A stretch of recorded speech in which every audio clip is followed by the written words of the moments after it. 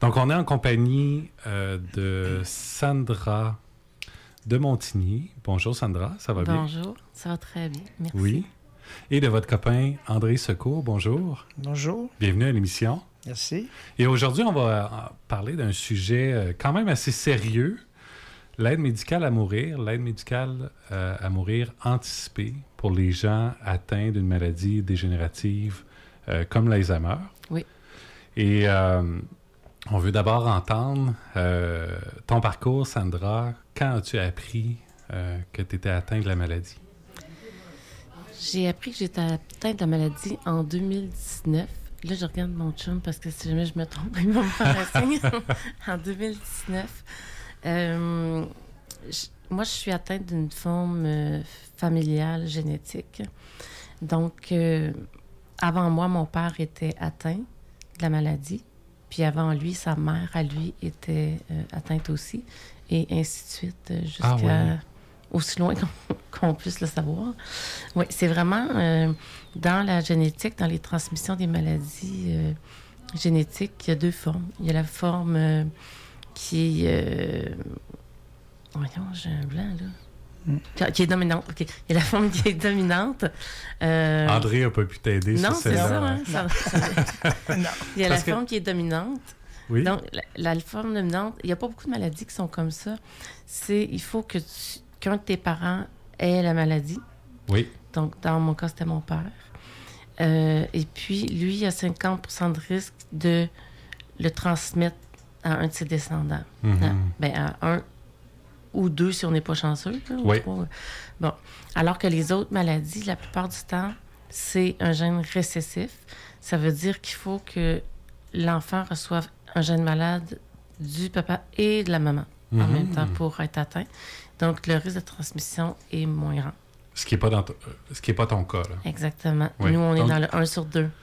Donc, tu le savais, tu pouvais penser que ça pouvait arriver là, en grandissant. Oui, je le savais. Étonnamment, ça fait pas si longtemps que ça qu'on en sait autant.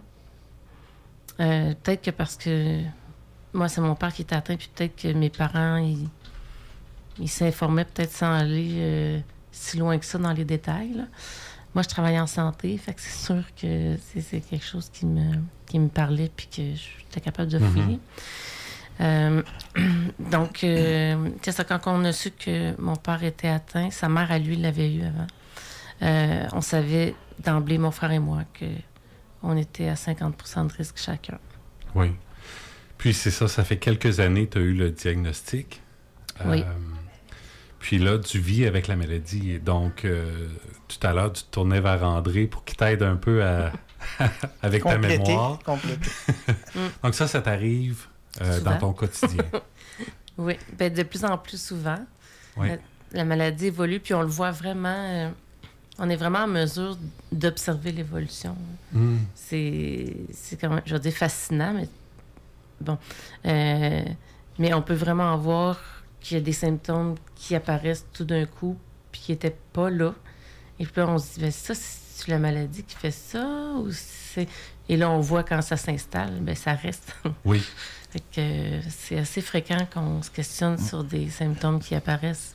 Toi aussi, André, tu es témoin de ça. Tu vois la maladie évoluer. Disons que je pense que la progression, elle est assez lente chez Sandra de la maladie.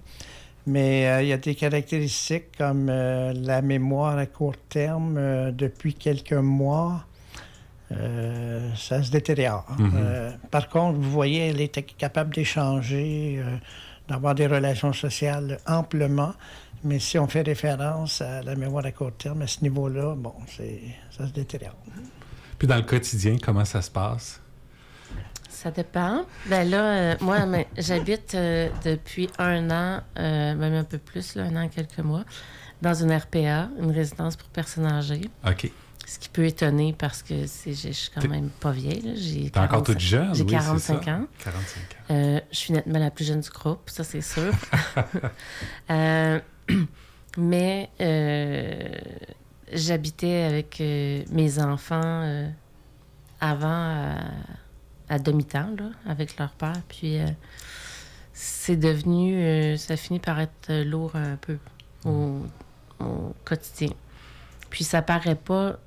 Il y a encore des gens qui me disent « Ah, quand on te voit, ça paraît pas du tout que t'es malade. » tu sais. Oui. Mais pendant une journée au complet, là, c'est Oui, ça on prend s'en rend compte. beaucoup de patience. Oui, puis ça prend de la patience parce que des fois, ça devient vraiment fatigant, tu sais.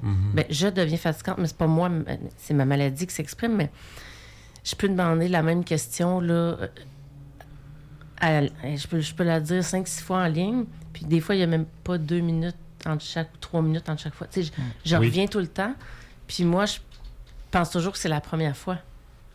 Oui. Jusqu'à temps qu'à un moment donné, des fois, la personne se tanne de me répéter encore la même affaire. Une certaine impatience. C'est ça. Et puis que là, je le vois dans son visage, je suis comme, je l'ai déjà demandé. Oui. Oui, ça fait 5 fois déjà. Oh, OK. Puis là, moi, pas super contente de me faire dire ça, malgré que je suis empathique avec André, là, mais souvent, je vais répliquer. Ben écoute, peut-être que je vais te le dire une fois de plus, hein? Je fais pas exprès. Oui, puis tu n'essaies pas de le cacher. Hein? Je suis pas capable. OK, oui. Mais tu l'assumes. Tu as cette maladie-là, puis tu n'essaies pas de cacher tes oublis. Non, puis honnêtement, je trouve ça déjà, ma vie est compliquée là, au quotidien. Oui. Juste m'organiser, moi, ma vie dans mon condo, mon 3,5, dans ma résidence. Juste m'organiser, tu sais, me faire à manger, savoir si j'ai mangé ou pas déjà. Toutes ces choses-là que, d'en plus, me mettre à gérer le fait que j'ai parlé de ci ou de ça à quelqu'un. Non. C'est plate, mais ça, c'est dans leur cours. Là. Moi, je suis comme... C'est trop pour moi, là. Oui. Ouais, c'est trop. Au pire, je répète, puis à un moment donné, je finis par le voir, soit dans leur visage, qui sont vraiment exténués, là, ou parce qu'ils me le disent. Puis en même temps, tu fais beaucoup d'exercices pour stimuler ta mémoire. J'essaie, oui. Oui. Peux-tu donner des exemples? T'en as parlé tantôt. Ben déjà, vivre avec ma vie, ça exerce beaucoup ma mémoire parce que tout est un défi. Genre, faut que je me rappelle, par exemple, que j'ai mangé, tu sais. Parce que je ne sais pas nécessairement. Fait que il faut que je fasse... Il faut que je me trouve des outils pour savoir si j'ai mangé, si... Ah là, je suis due pour me laver, tu sais. C'est ça. Je ne sais pas. Ben, tu sais, je suis quand même pas si mal, là. Je veux dire, j'attends pas 2 semaines, mais tu sais, c'est pas aussi instinctif que ça l'a déjà été, mettons. Absolument. Fait que dans ce temps-là, ben, je fais plus que moi. Là. Fait que... Puis je vous vois sourire, ça me rassure un peu parce que ça m'a fait rire aussi, mais en même temps, il y a quelque chose de triste là-dedans. Ben, c'est triste parce que, je vais être honnête avec toi, avec le temps qui passe, j'ai de plus en plus d'impatience. Je n'avais beaucoup moins avant, n'est-ce pas? Oui, mon chum est d'accord. Tu sais, quand j'oublie si j'ai mangé déjà, là, puis que là, je regarde mes affaires, puis là, j'ai-tu mangé, j'ai-tu pas mangé, puis je sais pas, puis j'ai pas faim, mais moi, je prends beaucoup de médicaments, fait que, tu sais, j'ai pas souvent faim tant que ça. Fait que là, je sais plus. Ça finit par... Des fois, j'arrête, je pleure, tu sais, je comprends plus, je sais plus, puis je suis tannée, puis que je voudrais donc que ça arrête, mais ça arrêtera pas, mais c'est ça. Faut s'organiser beaucoup juste pour se rappeler. Oui, ben en fait, la majorité de ma journée se résume à essayer de m'organiser. Oui. Et puis, en même temps, faut que j'essaye de m'organiser, mais j'ai pas toutes les capacités pour le faire, tu sais. Fait que c'est comme si on me dit, écoute, il faut que tu fasses une conférence en anglais, puis ça fait juste, je sais pas moi, 2 semaines que tu regardes des vidéos en anglais, tu sais. Ouais, OK, là. Mais c'est un peu le même principe. Puis ça a l'air drôle parce que c'est clair que, tu sais, te dire, tu sais pas si tu as mangé ou pas, voyons donc. Ben, c'est vrai, je le sais pas. C'est ça. Oui, j'essaie de m'organiser, mais c'est un gros défi. Oui. Puis quand je t'avais demandé de venir à l'émission... Oh oui, André! Je vais rajouter, quand on sourit aussi, parfois, c'est on voit les anecdotes que cette situation-là crée, là. Parfois, on peut lire jaune, mais parfois, après coup, ça nous fait sourire. Ah oui, des fois, on rit quand même. Oui. Des fois, on rit beaucoup. Puis il y a comme 2 moments aussi. Ben, 2 moments. Il y a 2 phases. Quand Sandra vit le moment présent, comme une entrevue présentement, un repas qui peut durer 3 heures, 2 heures avec des amis, elle n'a rien à planifier, rien à structurer. Là. Ça coule, puis les gens vont même dire elle n'est pas malade, elle n'est pas malade. Ça. Mais dès qu'il faut planifier, faire quelque chose là, où il y a des étapes, là, comme même préparer le repas, faire la recette, ça, c'est beaucoup plus lourd. Parce que là, il faut voir tout ce qu'il faut planifier. C'est ça. C'est comme deux mondes, l'avant et le pendant. Oui, absolument. L'anticipation, ça fait pas partie de... Mais ça fait plus partie d'une personne. Là. Très peu. Très peu. J'essaye, mais c'est ça. Tu vis le moment présent. Ben, oui, il faut, parce que sinon, ça serait vraiment triste. Et puis, mais c'est vrai que quand j'embarque dans un projet, comme faire un repas, mettons, je descends mes critères, déjà en partant, là. Mm-hmm. Puis ce que je fais, règle générale, c'est que j'y vais à l'instinct. Les trucs que j'ai fait souvent, puis que je fais souvent, tu sais, je le fais. Parce que suivre une recette, si je me tourne la tête puis je lis dans le livre, je retourne ma tête pour le faire, je me rappelle plus. Je recommence. C'est juste me rappeler que je suis pas capable. Oui. Fait que j'essaye autrement. Puis l'autre caractéristique, c'est que Sandra est facile, ou elle peut être facile à se faire déranger. Elle va oublier ce qu'elle faisait, comme elle planifie une recette ou autre chose, puis à un moment donné, sa chatte passe, tu sais. Puis là, elle va se diriger vers la chatte pour la flatter, tout. Puis, oups, là, quand elle revient, c'est un peu plus long, des fois, pour se réinstaller dans ce qu'elle faisait, mais facilement, elle va être distraite. Mm-hmm. Puis quand tu as eu le diagnostic, tu me disais, avant l'émission, tout de suite, déjà, tu as voulu t'impliquer, militer pour l'aide médicale à mourir. Oui. Oui. Ça a comme été ma planche de salut. Recevoir un diagnostic comme ça a été une catastrophe, malgré que, bien honnêtement, je savais pas mal que je l'avais, là. C'était comme... J'avais beaucoup de symptômes. Mais c'est de voir tout ce que ça impliquait, tu sais. Il y a moi, ma personne, mais tu sais, j'ai 3 enfants, là, qui habitaient avec moi dans ce temps-là. Maintenant, ils ont vieilli. Mais... puis j'ai un travail que j'aime, puis j'ai plein de choses... Fait que là, ça a vraiment été énorme. Mm-hmm. Puis, ça faisait longtemps que je pensais, puis je l'avais même dit avant, que moi, si j'ai cette maladie-là, je me rendrai pas jusqu'à la fin. Je vais partir avant. Parce que la fin, c'est pas très intéressant. C'est pas très intéressant, surtout chez les gens qui ont une forme précoce, parce qu'ils sont jeunes. Donc, le corps est fort et en santé encore. Il ne meurt pas facilement. Alors, ça s'étire, ça s'étire, ça s'étire.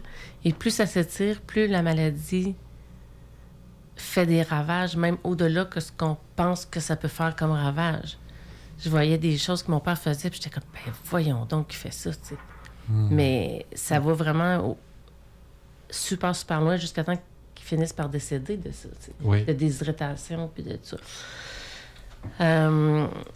Et puis, quand j'ai vu pour mon père, moi, j'ai pleuré abondamment dans ce temps-là. Quand j'étais avec lui, puis les semaines après, puis là, ça m'est venu en tête que jamais, moi, je vivrais ça.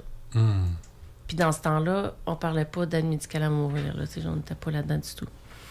Mais je me disais, je vais terminer mes jours autrement, mais non, je ne veux pas ça.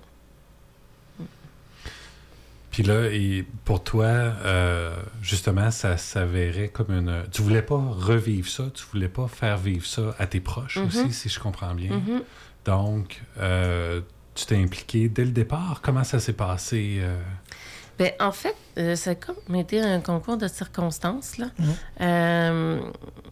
Quand j'ai été en arrêt de travail assez rapidement, comme je disais, donc j'avais du temps. Et puis...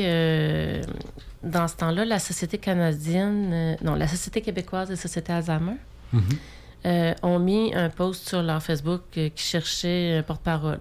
OK. Enfin, moi, je leur écris et je dis, ben écoutez, moi, je viens de recevoir un diagnostic d'Alzheimer précoce. J'ai 39 ans. Et puis, j'ai beaucoup de temps parce que maintenant, je ne travaille plus. Alors, si vous avez besoin, je peux vous aider. Fait qu'ils m'ont appelé. Donc, je suis devenue porte-parole de la Fédération des sociétés Alzheimer. Pour ma première année, ça a été ça. Après ça, l'année s'est terminée. Et puis, je me souviens plus si c'est moi qui ai contacté la QDMD ou c'est les autres qui m'ont contacté, je me souviens pas. Moi non plus, je n'étais pas là à l'époque. Je m'en rappelle plus.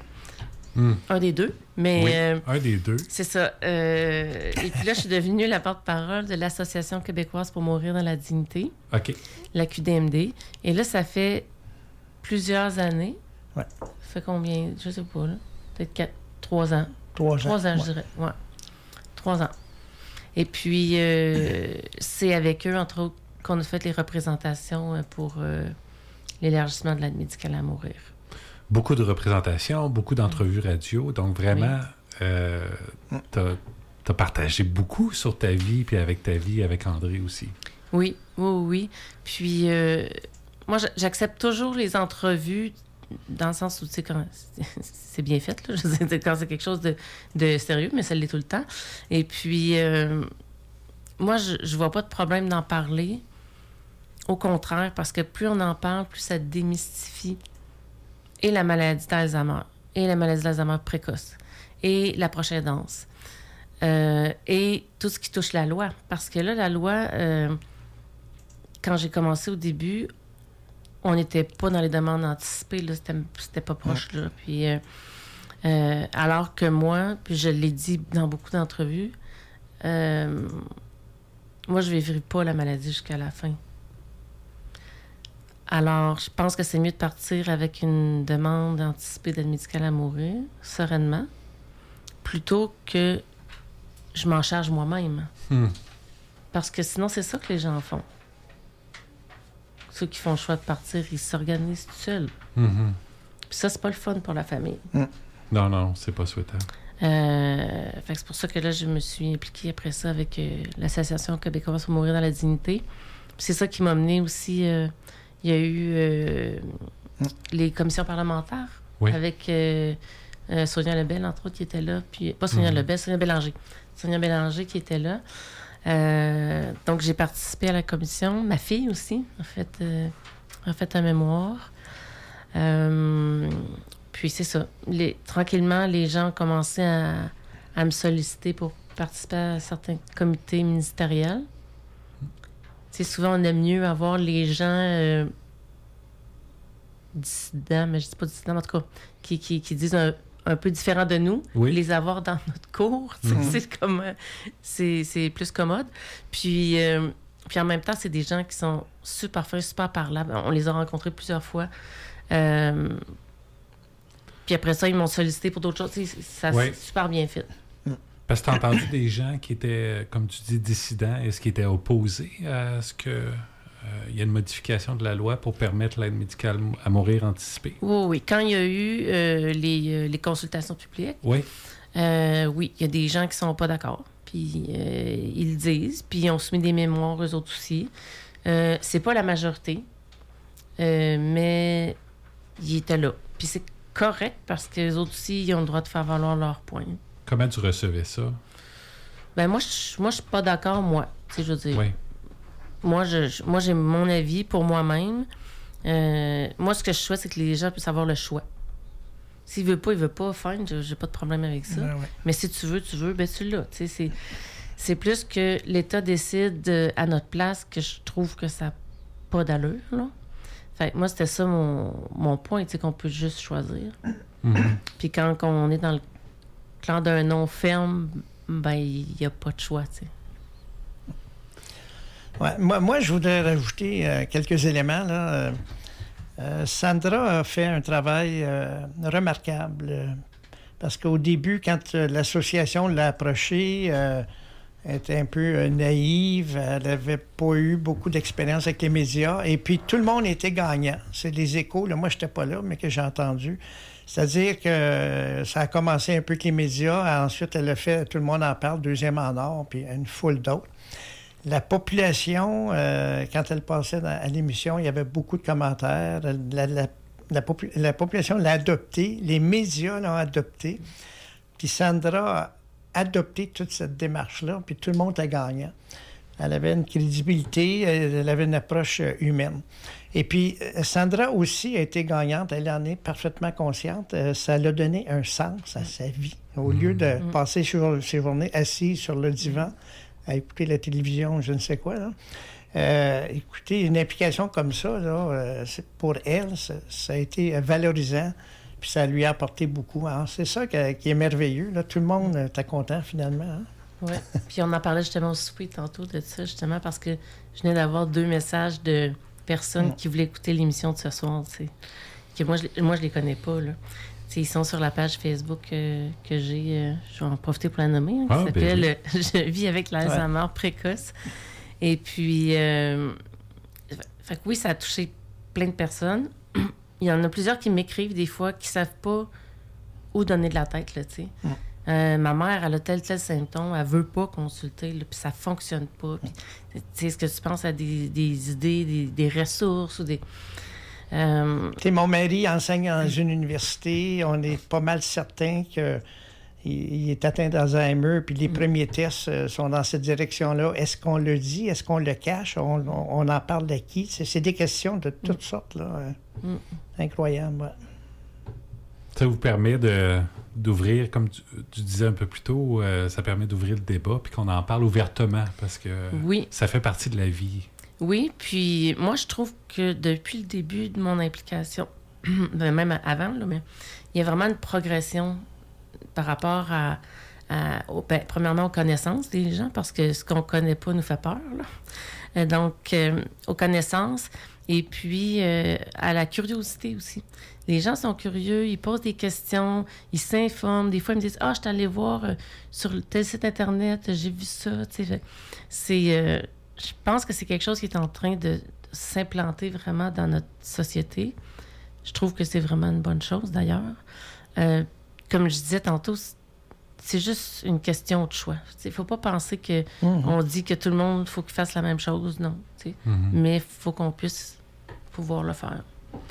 As-tu été surprise de l'ouverture des gens à t'accueillir, à t'écouter, puis à partager aussi cette idée-là, parce qu'il y a des politiciens qui ont pris le relais également. As-tu été surprise de la réception? Moi, je suis une grande naïve. OK. Je suis une grande naïve, donc je m'émerveille devant tout, parce que tout me surprend. Fait que, tu sais, à chaque fois que je recevais un courriel, tu sais, ne serait-ce que pour participer à la commission parlementaire, on se soumettait, on pouvait soumettre... non, en fait, moi, je ne l'ai même pas soumis, ils m'ont appelé, en fait. Puis là, je suis pas surprise, tu sais, je n'en reviens pas, puis je suis tombée contente. Puis là, ça nous a mis en contact avec plein de gens, avec des gens, il y a certaines personnes avec qui je suis encore en contact maintenant.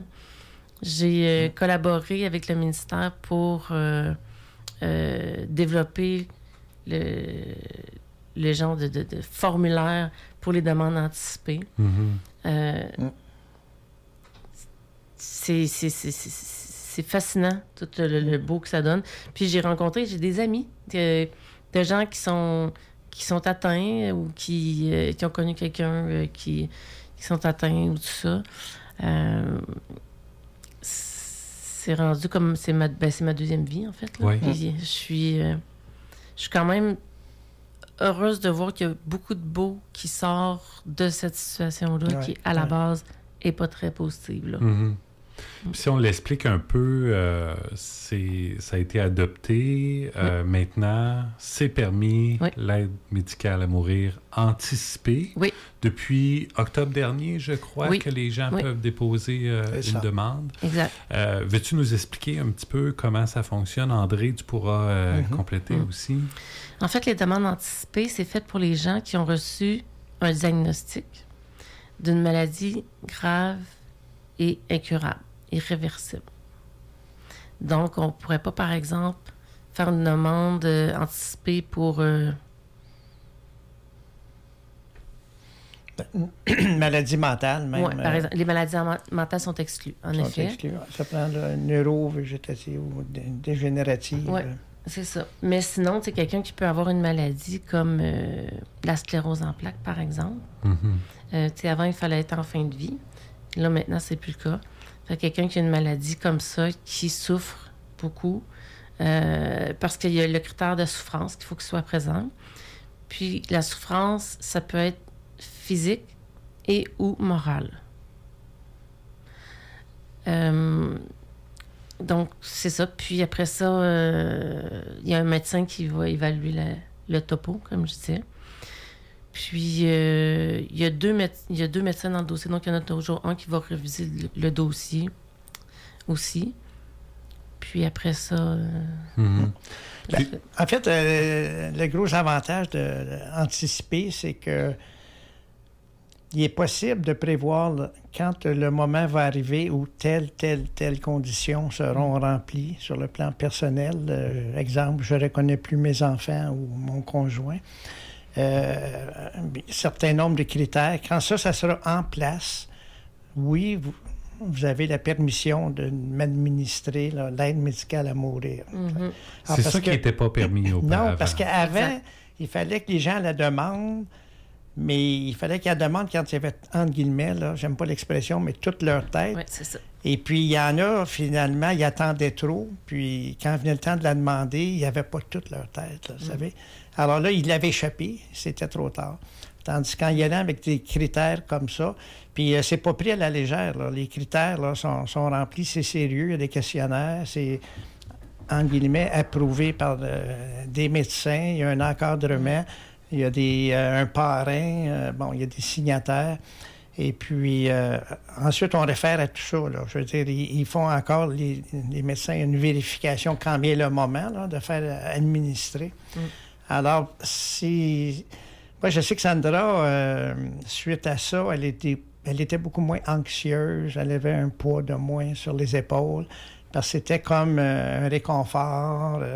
Elle savait que...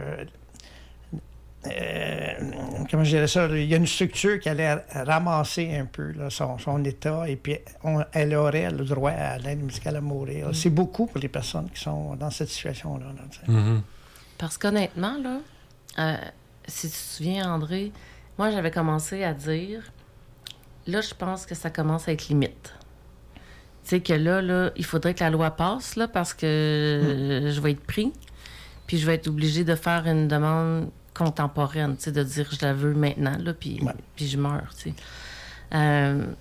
Parce que je sentais que ma capacité de réflexion puis de consentement diminuait. Là, je le vois maintenant, finalement, j'aurais peut-être pu, durer quelques mois, mais sur le coup, je ne le savais pas parce que, je sentais que ça changeait.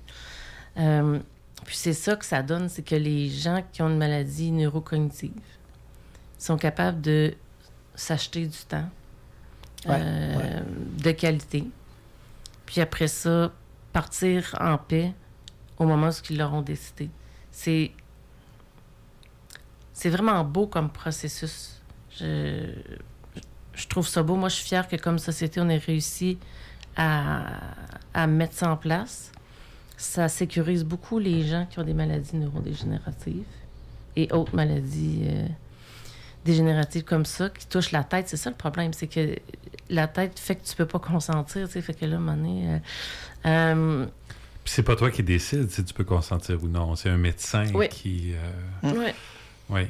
Donc, à un moment donné, c'est ça que tu es inquiète qu'il soit un petit peu trop tard. Ben, je me dis qu'il faudrait que je fasse quelque chose là, pour faire ma demande. Là. Ouais, c'est ça, exactement. Puis il faut se dire, au Québec, on est vraiment sur ce sujet-là précurseur. Parce qu'une anecdote rapidement, là, depuis le 30 octobre où elle est mise en application de la loi anticipée, c'est inouï le nombre de médias qui ont approché Sandra de la planète. Là. Ça a commencé, ça a été Québec, Canada, Globe and Mail, des journaux sérieux, première page, Radio-Canada, anglais, français, mais de Vancouver, de Toronto, de Montréal. Ensuite, moi, j'ai dit en joke, sûrement que le New York Times va t'approcher. Elle était dans le New York Times il y a un mois et demi. Puis là, c'est le magazine du New York Times. Elle a passé à la télévision française, la BBC de l'Angleterre, ils vont venir. Parce que on va plus loin que tous ces pays-là, puis même que les provinces canadiennes. Là, à Toronto... on est les plus avancés sur la planète. Oui. Oui. C'est quand même quelque chose. Je pense que c'est fait respectueusement, parce qu'il y a des gens qui vont dire « Ah, c'est trop avancé. » Écoutez, c'est sûr, ça peut être matière de discussion. Là. Mais moi, je trouve, au contraire, c'est une avancée qui est remarquable, positive. Maintenant, écoutez, on respecte ça. Il y a sûrement des gens qui ne sont pas d'accord avec ça, mais ils ne sont pas obligés d'apprendre. L'aide médicale à mourir anticipée. Puis collectivement, c'est une avancée, mais tu es une excellente porte-parole aussi. Puis je pense que c'est ça que les gens apprécient. On va faire une petite pause, puis au retour de la pause, on va parler justement de ta démarche à toi. Donc, on va aller en musique avec Zaz, Si jamais j'oublie. Allô, c'est Sébastien. Pardon, nous avons uniquement les droits pour les extraits musicaux lors de la diffusion en direct. Merci de votre compréhension. De retour à Entre-Ville-et-Monde avec Sadra de Montigny et son copain André. Ce cours, on parle de l'aide médicale à mourir anticipée et pour des gens atteints d'Alzheimer, entre autres, et on entendait la musique. Ça t'a fait réagir beaucoup. Hein? C'est une chanson que t'as à cœur. Oui, mais c'est vraiment une très, très belle chanson. Et puis... les paroles me rejoignent toutes. C'est vraiment très bien joué. Puis en plus, elle a une émotion... oui, profonde. Oui, c'est ça qui est comme un mélange d'appréhension, puis en même temps, je fais confiance à quelqu'un d'autre pour m'aider. Tu sais. Bon, un peu ce dans quoi je nage, en fait. Oui. C'est ça. Puis tu disais, dans la chanson, elle mentionne... que tu en oublies les dates ou le jour, tu disais, quand les fenêtres sont fermées, je pourrais en oublier, on est dans quelle saison? Oui, oui, définitivement. Oui. Oui. C'est marquant. Oui, fait que tu sais, le mois, la plupart du temps, je l'ai pas, puis je suis 2 ou 3 mois de pas du bon bord, là. Oui. Ouais. Donc, mais je me fie aux gens autour de moi, puis je pose des questions. Tu sais, quand c'est important, je vais demander... à quelqu'un. Écoute, peux-tu me rappeler c'est quoi la date aujourd'hui? Tu sais, j'ai pas grand-chose à perdre, là. Là, j'ai le plus... si je reste avec mon angoisse, ça me dit, je suis pas capable, puis je sais pas, puis rester là-dessus, ça me sert à rien. Fait que je demande, c'est plus facile, ça va plus vite. Des fois, même moi, la taquine, des fois, l'hiver, elle se couche une petite sieste à 3 heures, puis... moi, je m'amuse un peu à ses dépenses, c'est pas correct, là, mais elle se réveille, puis il fait noir l'hiver à 5 heures, puis elle dit, il est quelle heure? Je dis, il est 5 heures du matin. Elle dit, mon Dieu! Oui. C'est vrai. Tu savais-tu où tu l'apprends? Je l'ai déjà su, mais je l'oublie, tu sais. Ben oui, c'est ça. Il peut le recommencer, je ne saurais pas. C'est ça. Elle est toujours bonne. On a parlé pendant l'émission beaucoup de l'aide médicale à mourir, anticipée. Tu parlais que pour toi, c'est un soulagement. Oui. Question sérieuse, est-ce que tu as fait ta demande? Oui. Comment ça s'est passé? Écoute, ça m'a pris un certain temps, dans le sens où il y a eu, à partir du moment que ça a été légalisé officiellement qu'on pouvait le faire, moi, je l'ai comme fait à peu près, 3 mois plus tard? Oui, c'est ça. 3 mois plus tard. Moi qui avais hâte de le faire. Puis c'est pas que j'avais pas hâte, mais c'est que... C'est ésotérique un peu, mais je le sentais pas. Tu sais, je veux dire, je le sentais pas que j'étais toute prête à le faire. Tu sais. Je sais pas, j'avais encore besoin de processer dans mon intérieur. Parce que je voulais pas le faire de reculons ou en étant craintive, fâchée. Tu sais, je pas... Donc, c'est ça. Puis là, à un moment donné, j'ai senti que, c'est le bon moment. Et puis, on l'a fait dans les jours qui ont suivi. Et puis, ça a été un beau moment. Ça a été un beau moment. Solennel. Mais avec des gens proches de moi. Il y avait André qui était là. Il y avait ma meilleure amie qui était là. Une de mes mandataires, comment elle s'appelle, le témoin? Il y avait Georges, puis Initia, là. Oui, mais j'ai des Marie-Jo, quel titre qu'il donne, là? Elle, c'est parrain aussi. Oui. Ouais. Puis il y avait, c'est ça, il y avait le médecin qui était là aussi. Puis c'était chez nous, dans ma petite cuisine. On a signé les documents. Oui. J'avais acheté... un mousseux. Oui, c'est ça. Il y avait un mousseux. Qui avait amené la plante? C'est moi. Non, c'est André. Bon, elle a encore oublié que c'était moi. Je savais plus, je pensais que c'était moi, tu sais. C'est pour ça que j'ai posé la question. André, il m'a acheté une belle plante. Oui. C'était toi aussi. Oui. Oui. Et fait que quand je la vois, tu sais, je la vois chaque jour. Elle est reliée à l'événement, tu sais. Parce que c'est une étape majeure. C'est une très grande étape. Une très grande étape. Puis quand on l'a fait, je l'ai fait, je me sentais sereine, bien. Ouais. Je doutais pas du tout des critères que j'ai mis, parce que ça, c'est l'autre chose, hein, parce que c'est nous qui déterminons les critères. Puis pour moi, c'était parfait. Ouais. Par contre, moi, je vais rajouter quelque chose que tu vas être d'accord, Sandra, parce qu'on en a parlé. La journée même ou avant la signature, oui, c'était comme tu disais, là. Puis les jours précédents, c'était comme ça. Mais il y a quand même eu une étape, peut-être un mois et demi, 2 mois avant, quand elle finalisait là, ses critères, ses conditions. On s'est aperçu qu'il y a une grosse différence entre rêver d'un projet qui est abstrait depuis des mois, des années. Tu es dans le virtuel. Tu sais, ça, oui, tu sais, ça va être facile et tout. Ça s'est bien déroulé, mais quand elle s'est penchée là, pendant quelques jours, puis de finaliser ses critères, puis là tu n'es plus dans le nuage. Là, tu sais, c'est ça qui va être appliqué. Là. On notait que c'est venu la chercher, tu sais, plus à l'intérieur d'elle. À aucun moment, elle a douté, elle a voulu changer d'idée. La question n'est pas là. C'est là que tu te branches là, comme personne là, sur des faits. Là. C'est plus juste quelque chose d'abstrait. Là. Il y a eu ce moment-là, là, mais ça a bien été. Parce que, tu sais, il faut quand même être super précis. Puis c'est ça, on peut pas juste écrire genre... Quand je filerai pas, là. Oui, c'est ça. Tu sais, mettons, quand je ne reconnaîtrai pas mes proches. OK, mais c'est qui, c'est pas assez tes précis. proches? Ben non. OK. C'est qui tes proches? C'est-tu mon chum? C'est-tu mes enfants? C'est-tu un de mes enfants? C'est-tu pendant Tous les enfants? Tous les enfants? C'est-tu pendant plusieurs fois répété, mettons? Ou la première fois? Tu sais, c'est...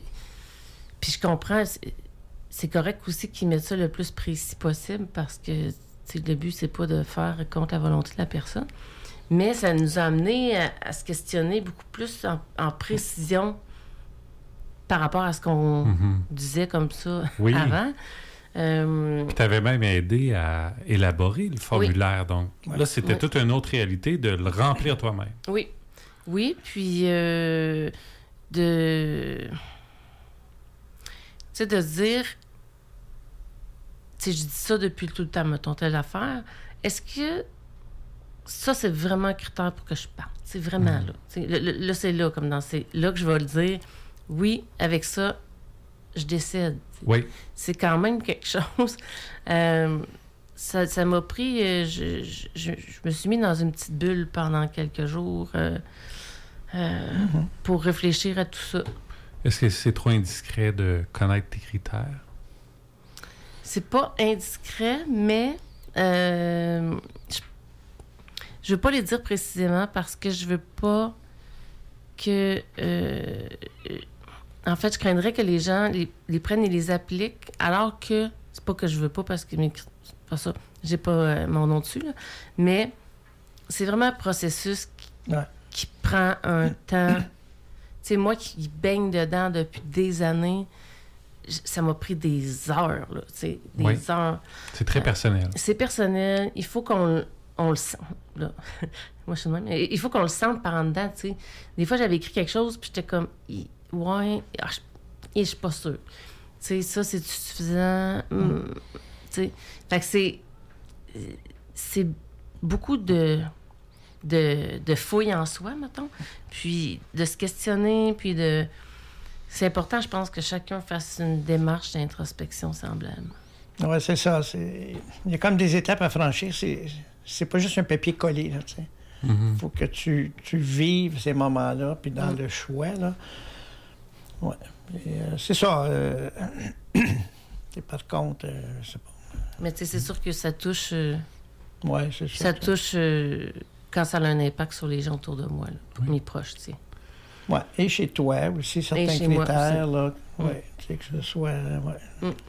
Puis c'est des critères de souffrance qu'on considère un peu irréconciliables, en quelque sorte, parce que ça signe la fin. Oui, c'est ça, exactement. Oui. Puis, ce qui est bien quand même, c'est que la loi comprend, les législateurs ont compris que les limites de chacun sont différentes. Il y a des gens pour qui, je dis n'importe quoi, là, mettons, là, mais mettons, pas reconnaître un de mes enfants 2 fois, j'exagère, tu sais.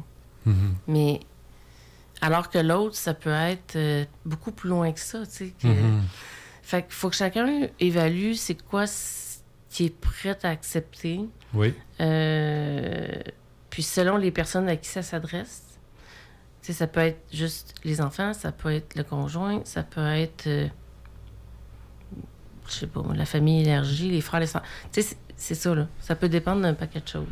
C'est-tu des critères qui se décident? Tu disais que c'est personnel, mais est-ce que ça se décide ensemble aussi? Parce qu'à un moment donné, c'est les proches aussi qui vont avoir à vivre avec la condition. Une très bonne question. En fait, Sandra, moi, j'ai vu qu'elle identifiait, mais elle partageait, échangeait, validait là, ses choix avec les gens autour. Puis c'est toujours ses choix à elle, mais elle voulait quand même, elle sentait le besoin, pas d'aller chercher un OK, mais de voir que ça avait du sens, là, les choix qu'elle faisait. Là, Puis c'est des choix aussi, c'est où tu sens que tu n'es plus en contact avec la réalité, là, ou une situation, l'autonomie ou de ton corps, tu l'as perdu, tu ne reconnais plus certaines personnes au niveau de l'hygiène, tu dérapes de façon importante. C'est plus toi, c'est humiliant, c'est tout ça, là. Puis c'est ça. C'est pour ça que c'est souvent associé à la dignité aussi. Oui. Ouais. Ben, en fait, c'est pas mal ça qui guide notre réflexion, là. C'est justement, est-ce que si ça arrive, je vis-tu dignement avec ça ou non, tu sais? Puis je me souviens qu'on a eu des discussions avec le médecin là-dessus, tu sais, qui me disait ça, qu'est-ce que t'en penses? Puis il y a des trucs que, tu sais, d'emblée, rapidement, je suis comme, hey, non, non, tu sais. Puis d'autres, jamais. Tu sais, je sais pas, ouais, ça dépend. Fait que là, tu sais, on prenait un temps pour essayer d'explorer un peu plus, puis voir. Il y en a qui sont plus faciles que d'autres à trouver. Puis encore là, c'est différent pour chaque personne. Certains que moi, je trouve difficiles peuvent être faciles pour quelqu'un d'autre. Mais tu as raison, le mot dignité est important. Là.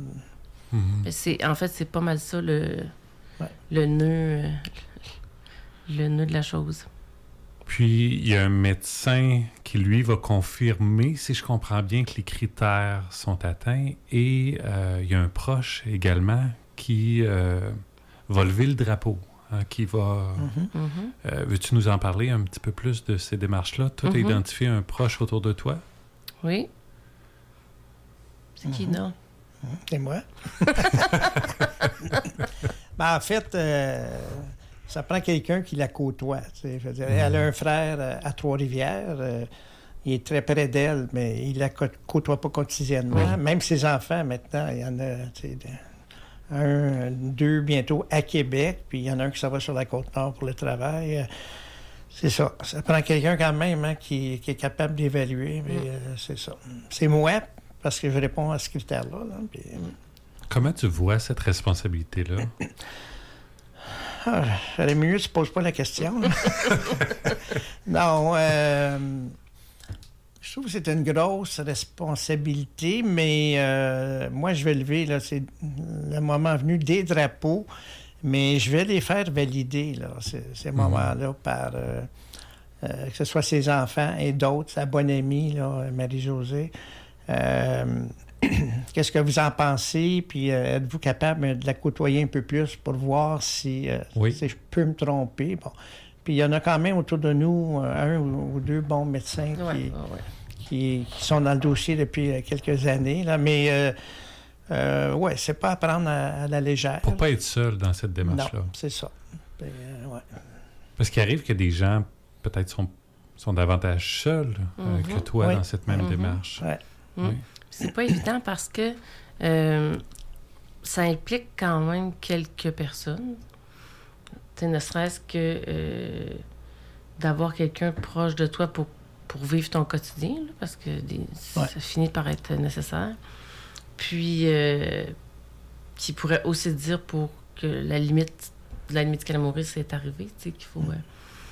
Mais oui, les gens qui sont seuls, c'est clair que c'est un défi supplémentaire. Ça s'organise, mais c'est plus difficile.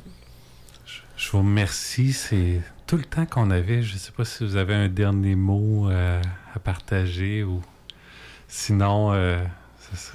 Ben écoutez, je vais profiter. Si tu me l'offres, tu sais. Oui. Moi, je suis porte-parole de la QDMD, on en a parlé tantôt, l'Association québécoise pour mourir dans la dignité. Sachez qu'il y a un site web qui est très complet. Alors, gênez-vous pas pour aller le voir aussi sur Facebook. Sinon, moi, j'ai une page Facebook qui s'appelle « Je vis avec l'Alzheimer précoce ». Ça, c'est moi et mon quotidien, mon histoire. Toi, mon chéri? Non, c'est beau. C'est une très bonne idée. Non, de ne pas hésiter d'aller consulter ça, Merci à vous deux. On termine cette émission d'Entre Ville et Monde. C'était Sébastien au micro, Marcella à la technique. Merci. Merci à nos invités. Sandra de Montigny, merci. Merci André Secours. Merci également de votre présence. Merci à vous pour votre écoute. J'espère que vous avez apprécié. Vous pouvez trouver notre balado sur le site de CKIA 88.3 FM. On a un courriel, une page Facebook, une page YouTube. Écrivez-nous, partagez vos commentaires et suggestions et au plaisir de vous revoir.